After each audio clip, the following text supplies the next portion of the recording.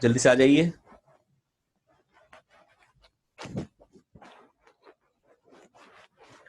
Hussain, yes sir. Solve कर रहे हो? जी सर। देखो फिर क्या आएगा।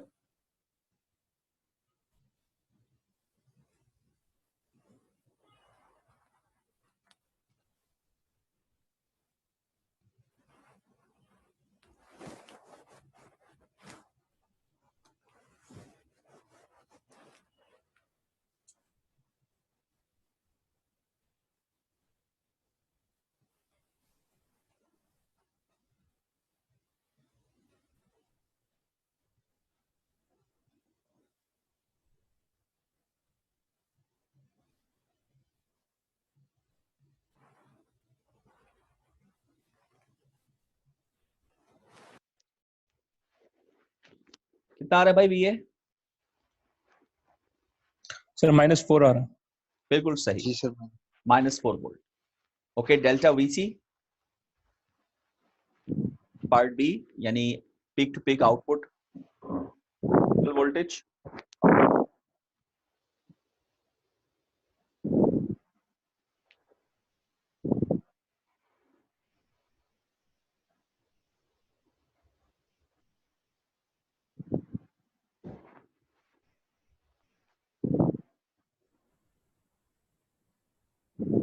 सर 56 मिली आ रहा है। 56 मिली वोल्ट्स। मिली वोल्ट्स। सही है, ये भी सही है। और part C, peak to peak ripple current.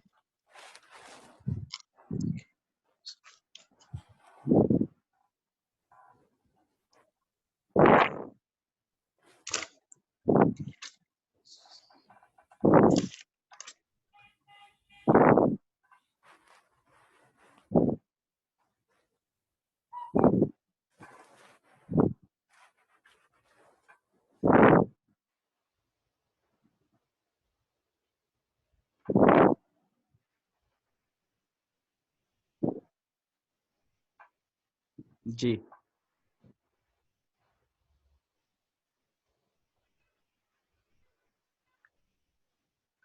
$800 milliampere. 800 सही है, सही है। 0.8 एम्पियर, वही 800 मिली एम्पियर। ठीक है, जी सर। ठीक है जी, ये क्वेश्चन सही है। ओके, कोई प्रॉब्लम हो किसी को तो पूछ सकता है इसको, अगर किसी को कोई प्रॉब्लम है। Any problem? अदरवाइज ये हमारा सेकंड टॉपिक एंड हो जाएगा।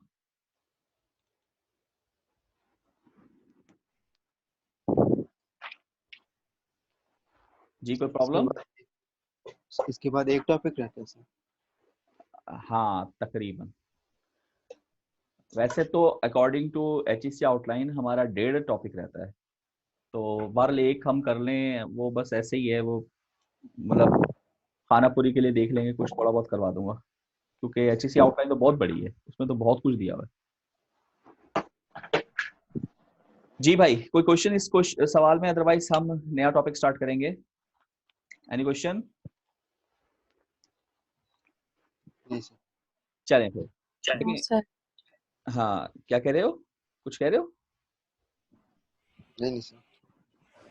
देखिए, सबसे पहले हमने जो किया था वो AC to DC था, जिसको हमने क्या नाम दिया था? रेक्टिफायर्स का। याद है आप लोगों को? जिसमें हमने सिंगल फेज भी किए थे, 3 फेज भी किए थे, अनकंट्रोल्ड भी किए थे, फुली कंट्रोल भी किए थे, और सेमी कंट्रोल भी किए थे। यहाँ तक कर लिया था काम हम लोगों ने। सर जी बक बूस्ट के बाद सर कक रेगुलेटर भी है सर, वो नहीं कर पाएंगे आप? हाँ, वो है फिलहाल, वो मैं नहीं करवा रहा हूँ, सही। मैंने बात के लिए छोड़ दिया है, क्योंकि अक्सर जब ज्यादा लोड होता है ना, मैं ये। अच्छा, क्या कौन सा रेगुलेटर है? कक रेगुलेटर।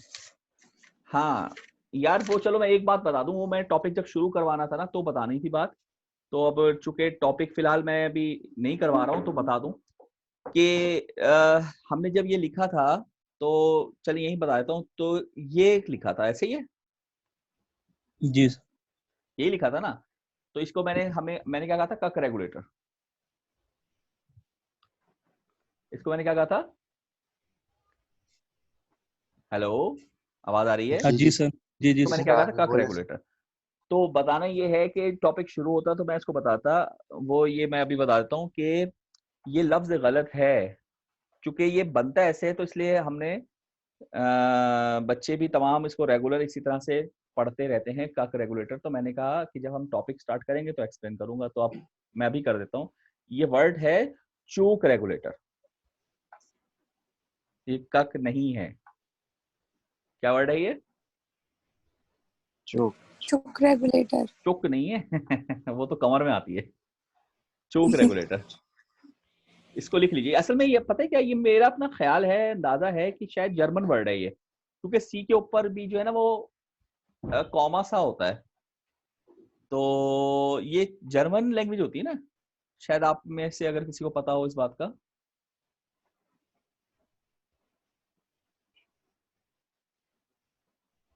ये देखें, ये आपको दिख रहा है, गूगल का विकिपीडिया पेज दिख रहा है आपको? जी सर। ये देखें, ये सी के ऊपर क्या दिख रहा है आपको? Yes sir. ये है। खैर, सर प्रोनाउंस जरा जरा ये पढ़ लें, क्या लिखा है? चूक। चूक। तो ये चूक रेगुलेटर है, समटाइम्स इनकरेक्टली कॉल्ड कक, कक कक, जो भी आप इसको नाम दे दें वो।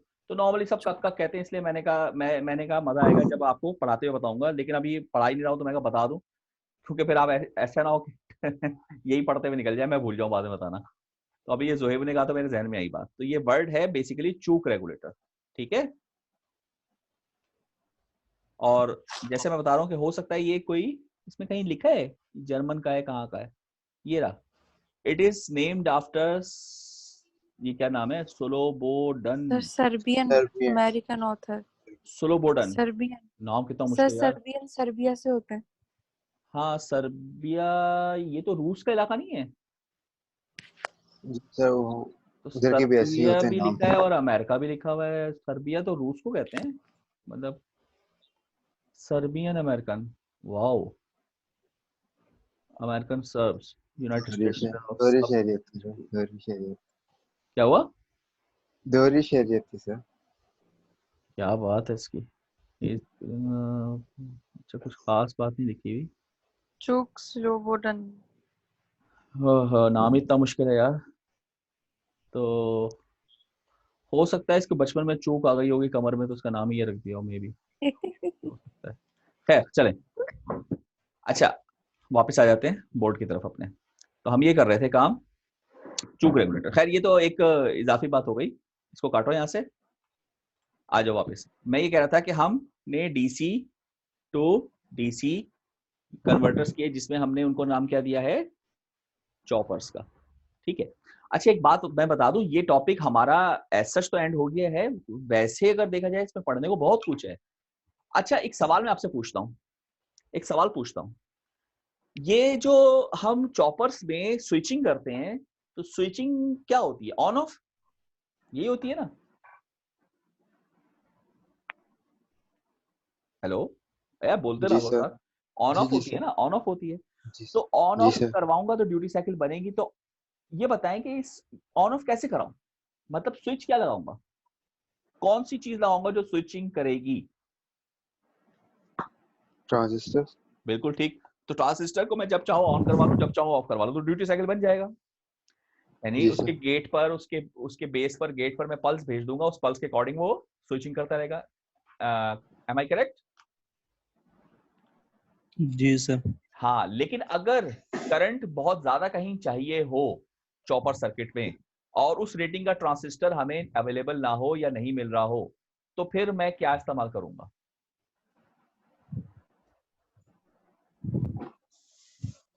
मॉसफेट। अरे ट्रांजिस्टर की बात करो ना, एससीआर। एससीआर, बिल्कुल ठीक। सिलिकॉन कंट्रोल रेक्टिफायर, क्योंकि उनकी रेटिंग करंट में बहुत बेहतर होती है, ज्यादा। बहुत ज्यादा होती है। अच्छा चले, एससीआर अगर मैंने इस्तेमाल कर दिया तो उसकी स्विचिंग क्या कंट्रोल होगी?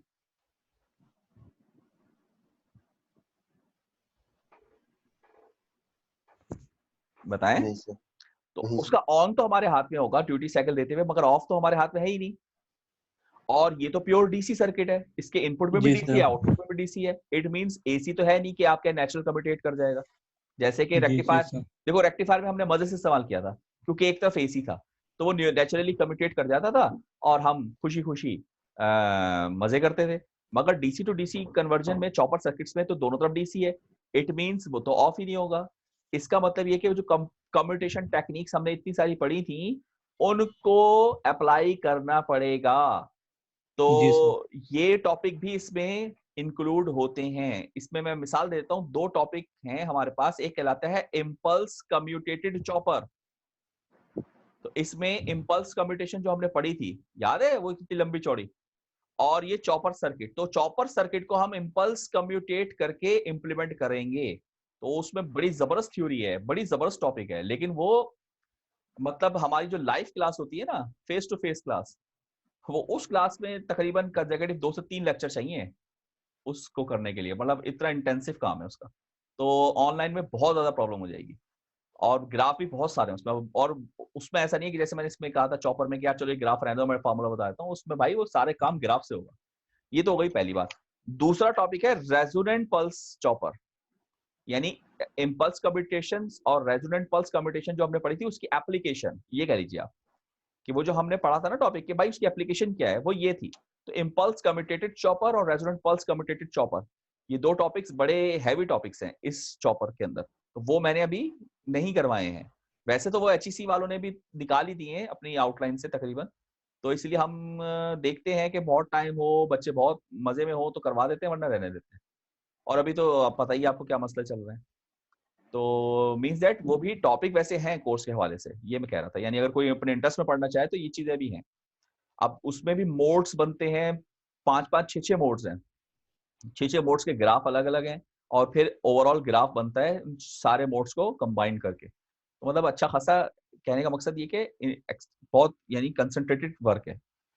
तो ये बताने का मकसद सिर्फ ये है कि आप ये ना समझें कि ये तो चॉपर कुछ चीज ही नहीं है तो यूं हो गया। ये भाई बड़ा इंपॉर्टेंट टॉपिक है, बहुत सारी चीजें। ये तो हमने बहुत ही बुनियाद की है, बेसिक रेगुलेटर्स बताए आपको कि भाई प्रिंसिपल बताया था आपको, क्लासिफिकेशन बताई थी। क्लासिफिकेशन बहुत ज्यादा पूछी आती है इंटरव्यूज में, टेस्ट वगैरह में आती है, तो वो आपको पता होनी चाहिए। और क्लासिफिकेशन बहुत दफा जैसे अभी हम चॉपर्स कर रहे थे उसमें भी हमें आइडिया हो जाता है कि ये कौन सी क्लास में लाई करता है, तो वो हमें आइडिया होना चाहिए। फिर ये रेगुलेटर्स बहुत इंपॉर्टेंट है, चारों के चारों। 3 तो बहुत इंपॉर्टेंट जो हमने कर लिए, चौथा भी चूक रेगुलेटर भी इंपॉर्टेंट है। चूक रेगुलेटर के आउटपुट एज इट इज है जैसे बक बूस्ट, मगर उसकी इम्प्लीमेंटेशन में डिफरेंस है। और वहां पर डुअल हम इस्तेमाल करते हैं फिल्ट्रेशन टेक्निक्स, यानी दो दो एलसी कंपोनेंट्स आते हैं, तो ये थोड़ा सा फर्क आता है। बाकी तकरीबन वर्किंग उसकी सेम है जैसे कि बक बूस्ट की, लेकिन वर्किंग बढ़ जाती है क्योंकि दो दो आपके पास फिल्टर्स आएंगे, तो ऑब्वियसली वर्किंग जो है वो इससे डबल हो जाएगी जो अभी बक बूस्ट में आपने की है। तो ये पूरा मतलब एक ओवरऑल आपको मैंने आइडिया दिया है कि चॉपर्स के चैप्टर में क्या होता है। अच्छा, मैंने आपको जो बुक दी है वो आपके पास होगी, वो डाउनलोड या मतलब एक्सेस तो मिल जाता है ना उसका आपको स्लेट पर से, जिससे आपने असाइनमेंट किया होगा। जी जी सर। तो उस बुक में चैप्टर होगा ना चॉपर्स का, डीसी डीसी चॉपर्स, तो वो जी आप सर। कभी खोल के देखिएगा। उसमें इम्पल्स कम्यूटेटेड चॉपर भी मिल जाएगा आपको, रेजोनेंट पल्स कम्यूटेटेड चॉपर भी मिल जाएगा। तो वो काफी अच्छे बड़े टॉपिक्स हैं, मींस दैट वो टॉपिक्स मौजूद हैं। यहाँ तक क्लियर है बात? सर कोई सर, सवाल है एक तो चीज पूछ ले। बोल जी जी। जी सर, एक चीज बोली थी सर, वो बैक प्रॉब्लम्स करने में काफी मसला आ रहा था। हाँ, तो इसलिए तो मैंने आप पर छोड़ दिया था कि यार कोई भी 5 सवाल कर लो आसान से देखकर, जो भी आपको लगे। जब हमने किया था तो सर हमें तो टीचर ने सारे दे दिए थे। सर ये भी पता नहीं ठीक हो कि नहीं हो, मुझे कोई मसला पता नहीं, कोई नहीं। मसला नहीं है, वो मैं देख लूंगा। उसमें मैं बता दूंगा। अगर कोई ब्लंडर, छोटी मोटी मिस्टेक का कोई इशू नहीं होता, ब्लंडर हो तो फिर देख लेंगे। ठीक है कोई सर, छोटी ठीक मोटी तो है। चलो हो ही जाती है, कॉन्सेप्चुअल नहीं होनी चाहिए, बाकी तो ठीक है। जैसे उसमें मुझे आज ही याद है कि क्वेश्चन नंबर 2 वो बड़ा ही सुहाने रूह क्वेश्चन है। उसमें तो पूरी सेकंड ऑर्डर टेक्निक्स लग रही थी, तो मैंने जब पहले सर बार सॉल्व किया था। किया ही नहीं। किया है सर क्वेश्चन 2? टू को मैं छोड़ दिया, ऊपर से ही छोड़ दिया सर, उसको देखा ही नहीं। हाँ देखा, मुझे आज भी याद है कि क्वेश्चन 2 में मैंने जब सॉल्व किया था तो बहुत मतलब दिल लग गए थे। और उसके लिए ना मुझे वो करना पड़ा था, अल्लाह आपका भला करे, विलियम हाइट का जो चैप्टर नंबर 9 है ना, S R L C circuits वाला, सेकंड ऑर्डर वाला, वहां से मैं ख्याल से फॉर्मूले उसके लगे थे शायद, तो वो कुछ रिजॉल्व हुआ था। खैर बार चलें फिर आगे चलते हैं। आज हमारा लास्ट यानी कि हमारे कोर्स का एक तरह से लास्ट टॉपिक ही कह लीजिए आप, जो कि बहुत इंपॉर्टेंट टॉपिक है, that is called DC to AC conversion. ये याद रखिएगा, ये बहुत इंपॉर्टेंट है। और अगर आपको याद हो तो इसका मैंने आपको वो भी दिया हुआ है, क्या भला क्या दिया है, याद है, भूल गए सब? क्या दिया सर? वो ये तो तुम बताओ ना क्या दिया है। सीपी। हाँ सीपी, यार याद है, यार याद ही नहीं है यार, तुम लोग भूल गए बिल्कुल। यार अब्दुल्ला अब्दुल्ला तुम क्यों? अब्दुल्ला क्या मसला तुम्हें यार? यार कोई बात नहीं, अब्दुल्ला नहीं बोलता तो ये मैं भी तो अब्दुल्ला ही हूँ, अल्लाह का बंदा, मैं बोल देता। तो डीसी टू एसी कन्वर्जन का सीपी भी दिया हुआ है आपको। तो भाई ये कहलाता है, हमारे पास क्या कहलाते हैं ये बताएं, इन्वर्टर्स। सर उसकी तो सबमिशन डेट भी निकल गई अब। यार तो नई डेट दे देंगे, यूनिवर्सिटी खुलने दो, काम रख लेना भाई अपना तैयार। अच्छा एक और बात यार, वो सीपी तो ऐसा है ही नहीं कि जिसके लिए फिजिकल मिलना जरूरी है, वो तो सिमुलेशन है, तो वो तो ऑनलाइन भी ले सकता हूँ मैं। तो ये अभी चैप्टर हम पढ़ रहे हैं भाई, उस पर काम करते रहो अपना, सब लोग काम कर लो। जी मैंने तो इसलिए अभी पूछा ही नहीं है किसी से भी कि यार अभी हालात इतने अनसर्टेन है तो मैं क्या मतलब पूछूं। लेकिन ये कि ईद के बाद अल्लाह से दुआ है कि भाई बेहतर हो जाए और यूनिवर्सिटी खुल जाए, बहुत हो गया यार अब, मतलब घर में बैठे बैठे भी अब तंग आ गए हैं। तो यूनिवर्सिटी खुल जी जाए, सर। चाहे एसओपी के साथ खुले या जैसे भी खुले, पर खुल जाए और फिर उसके बाद इंशाल्लाह ताला कुछ रूटीन हो जाए। तो भारत फिर उसके बाद आप लोगों को सबमिट कर, तो भाई ईद की छुट्टियों में ना ये कोशिश करना कि ये कर लो काम, इतना मुश्किल नहीं है, नेट से मदद लेंगे हो जाएगा।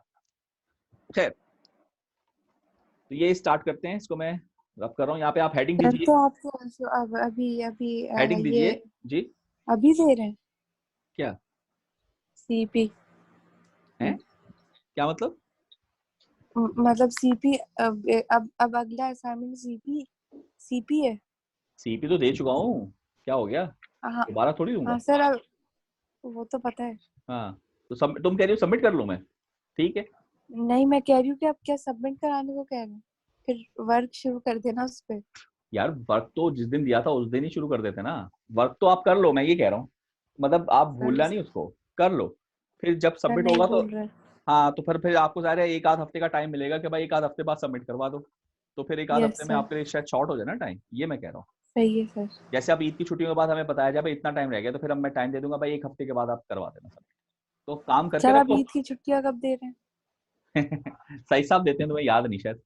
मैं सही कहा हूँ भाई, दुआ करो। अच्छा एक और बात, सही साहब से याद आया, 9 मई तक की छुट्टियां हैं, मतलब एक तरह से यूनिवर्सिटी बंद है हमारी, तो क्या ख्याल है? ईमेल तो यही आई थी ना? जी तो सर। 9 मई के बाद खुल जाएगी। अरे मेरे को क्या पता, मुझसे पूछ रहे हो यार, मैं कोई पीएम सीएम थोड़ी हूँ। ओ भाई, अच्छा देखो अंदाजा है, तुम लोगों को भी अंदाजा होगा, तुम सब भी बड़े ही हो, कोई बहुत छोटे तो हो नहीं, कि नहीं मेरा खुलेगी, ख्याल है कि ईद से पहले खुलना मुश्किल है, क्या कहते हो तुम लोग, नहीं एग्री करते हो? खुलेगी सर, नहीं खुलेगी सर। गवर्नमेंट के ऑर्डर्स भी हैं सर, सिर्फ इनके तो नहीं, फेडरल के भी ऑर्डर्स हैं अब क्या है फेडरल के? तो 31 मई तक है ना सर। यार यूनिवर्सिटियों का ऑर्डर तो नहीं दिया 31 मई का, उसने 9 मई तक का ही दिया था इमरान सर खान, मतलब पीएम ने। तो वो तो फुल लॉकडाउन का मतलब ना, सब कुछ। खैर लॉकडाउन का 9 खैर हाँ, तक है वो। अंदाजा यही है कि वैसे भी रमजान है, तो मेरा अंदाजा यही है कि और अंदाजा और थोड़ी सी ये कह लो कि ख्वाहिश भी यही है कि अब जो सिस्टम चल रहा है तो भाई ईद तक ऐसे ही चल जाए, क्योंकि अब रमजान है तो अब यूनिवर्सिटी में बच्चे भी पता नहीं बेचारे कहाँ कहाँ होंगे, यानी कुछ तो सर कराची के रमजान हैं, में बहुत सारे तो इंटीरियर के भी होते हैं ना, या पंजाब से आते हैं, और सर पता 2 कहाँ। हफ्ते तो बचे हैं रमजान में बस। हाँ तो और दूसरा फिर ट्रेनें भी नहीं है, ये भी नहीं, तो बहुत मुश्किल हो जाएगा। तो अंदाजा तो यही लग रहा है कि ये ईद तक तो शायद ना खुले, बाकी जी सर। ख्वाहिश भी यही है कि भाई ईद तक खुले ना और ईद के बाद बंद होना। मैं तो यही, मेरी अपनी मतलब पर्सनल यही राय है कि ईद तक चलो ऑफ दे दें, लेकिन ईद के बाद लाजमी खुल जाए ताकि हमारी सब कुछ सही हो जाए। बार लेकिन अब डिपेंड उस पर भी करता है ना, कंडीशन पे, हालात पे। अल्लाह ताला बेहतर कर दे यार, क्या कह सकते हैं अब किसी के हाथ में तो है नहीं ना यार ये। खैर चलें स्टार्ट करते हैं, इन्वर्टर सेटिंग दीजिए, जब तक नहीं है फेस टू फेस क्लासेस तो ऑनलाइन पे ही काम चलाएंगे, DC to AC converters. Inverters को हम क्या कहते हैं? DC to AC converters. लिखिए पहला point, to convert a DC input voltage, to convert a DC input voltage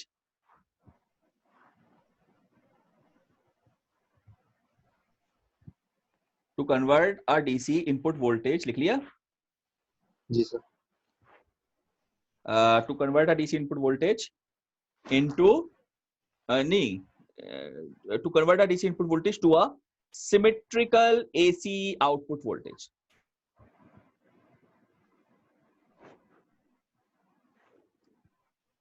Symmetrical AC output voltage.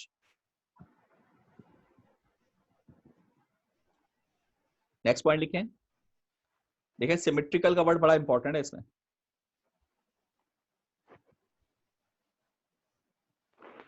Next point लिखें, output voltage of an ideal inverter, output voltage of an ideal inverter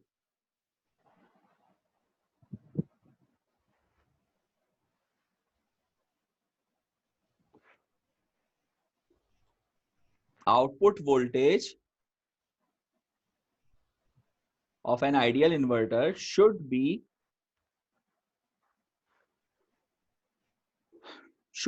a sinusoidal voltage.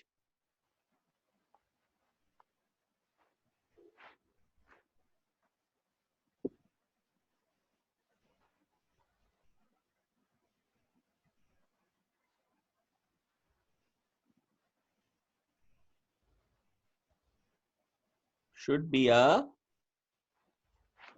sinusoidal voltage. यानी एक ideal inverter का output क्या होना चाहिए? Sinusoidal. Okay, next point लिखें, output voltage of a practical inverter,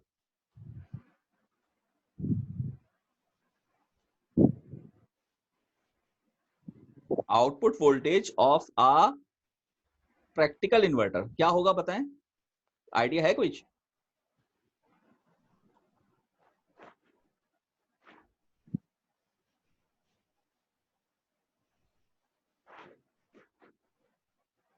बताइए।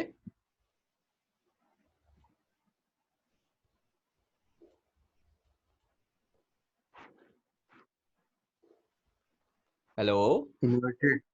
आवाज आ रही है आप लोगों को? जी सर, आ रही है सर। हाँ, output voltage of a practical inverter क्या होगा? चल लिखें, आइडिया अगर नहीं ध्यान में आ रहा लिखें, is a non sinusoidal,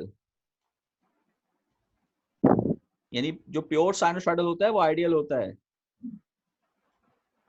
is a non sinusoidal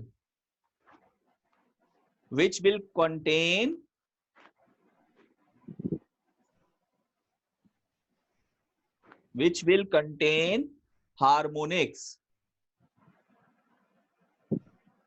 which will contain harmonics, and these harmonics can be reduced, and these harmonics can be reduced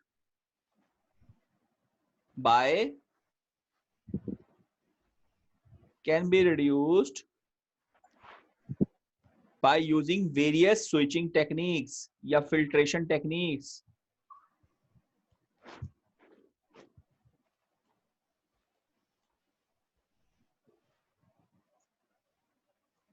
Various filtration techniques. Note कर लिया? जी सर। अच्छा, इसके बाद हेडिंग दे, चले हेडिंग लिख लेता हूं मैं यहां पर। ये हेडिंग आएगी, पहला टॉपिक हमारा। फर्स्ट टॉपिक क्या है? सिंगल फेज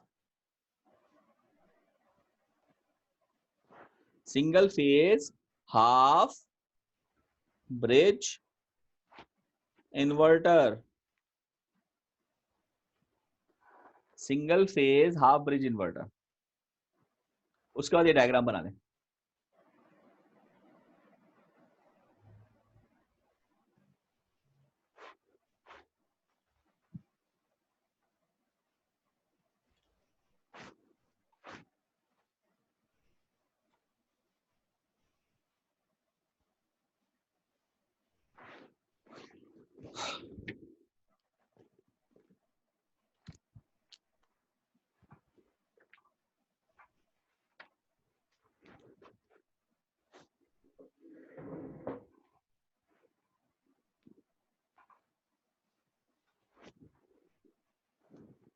ड्रॉ कर ली?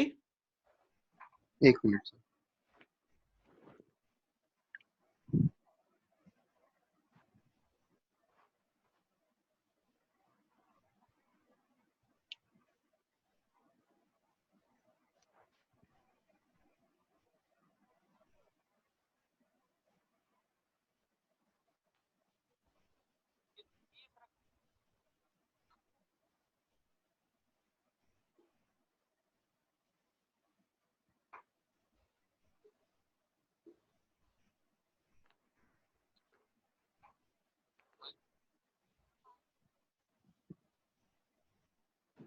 ओके, लिखिए। When Q1 is on, then current will flow. When Q1 is on, current will flow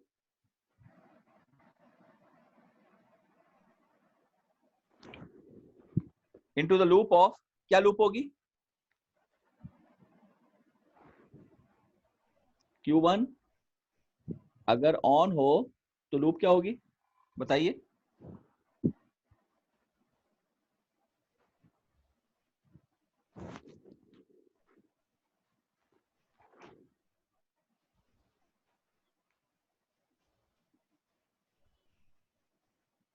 ji,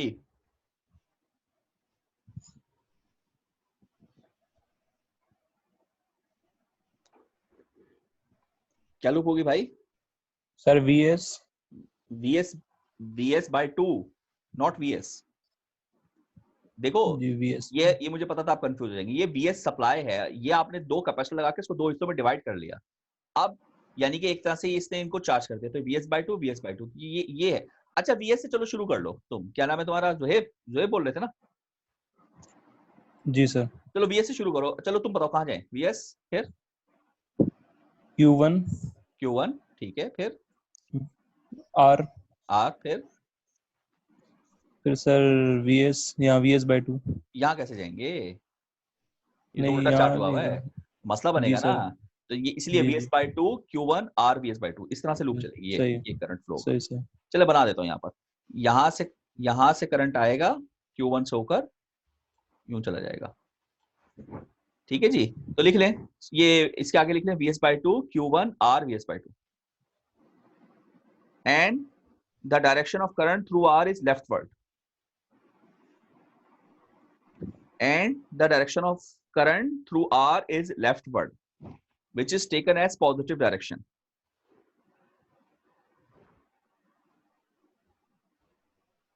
Which is taken as positive direction. Which is taken as positive direction. और V out क्या होगा आपका? V out बताएं जरा।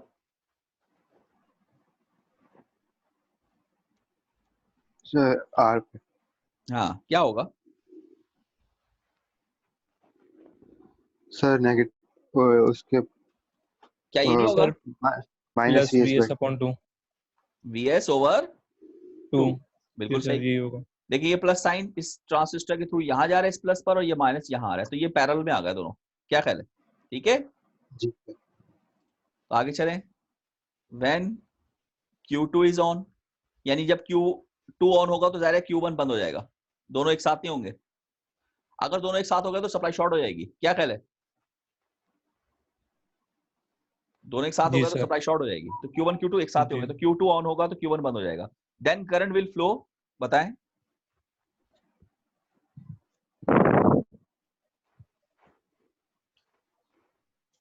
VS upon 2 आगे R Q2 Q2 VS upon 2। VS upon 2, बिल्कुल ठीक। ये लूप बनेगी और करंट आपका किस तरह से फ्लो करेगा? सर उल्टे हो जाएगा। ये ब्लैक कलर में दिखाता हूं। यहां से निकलेगा और यूं फ्लो कर जाएगा। क्या ख्याल है आपका? जी सर। तो लिखें, and the direction of current through R is rightward.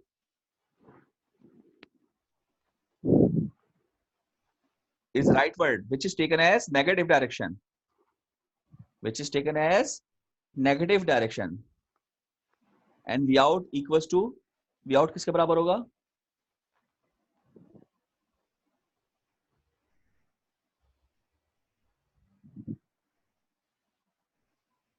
Minus V S by two, check करें।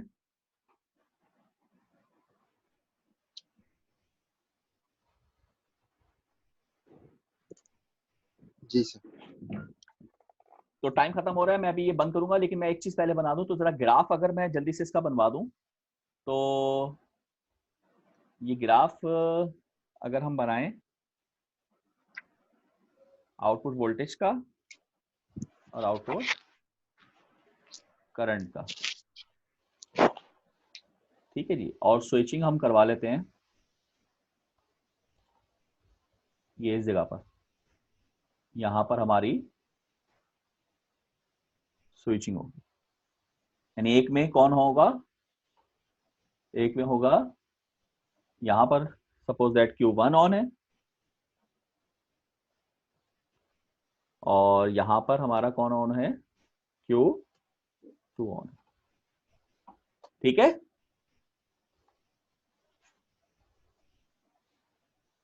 तो वी आउट हमारा कैसा होगा, Vs बाई टू,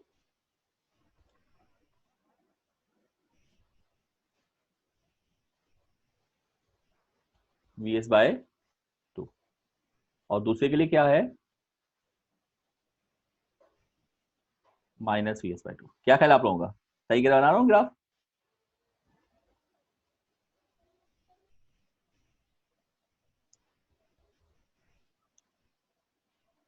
ये मेरा आउटपुट वोल्टेज है,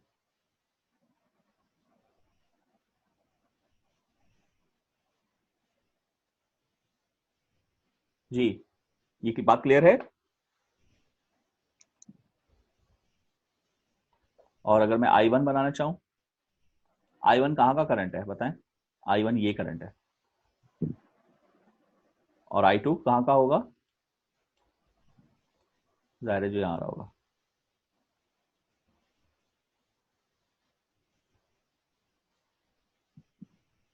फिलहाल मैं सिर्फ I1 बना रहा हूं, I2 भी हम बना सकते हैं जी। I1 क्या होगा,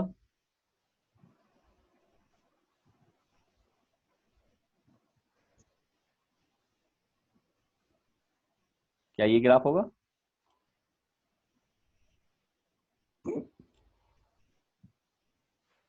ये कितना है, 0, और ये कितना है, Vs ओवर, बताएं, 2R। वाह वेरी गुड यार, Vs ओवर 2R, क्योंकि करंट है ना, ये वोल्टेज डिवाइड बाय R करेंगे। और अगर I2 बनाऊं तो I2 यहां पर 0 होगा, और यहां पर ये होगा Vs ओवर 2R। क्या ख्याल है? जी सर। तो ये ग्राफ कुछ बनेंगे, तो ये ग्राफ ड्रॉ कर लें, फिर मैं ये बंद कर रहा हूं। स्नैपशॉट ले लें यार इसका, मैं बंद कर रहा हूं इसको, टाइम खत्म हो रहा है। स्नैपशॉट लें, जी सर, ले लिया सर। सबने ले लिया, बंद कर रहा हूं, जल्दी से आ जाए दोबारा।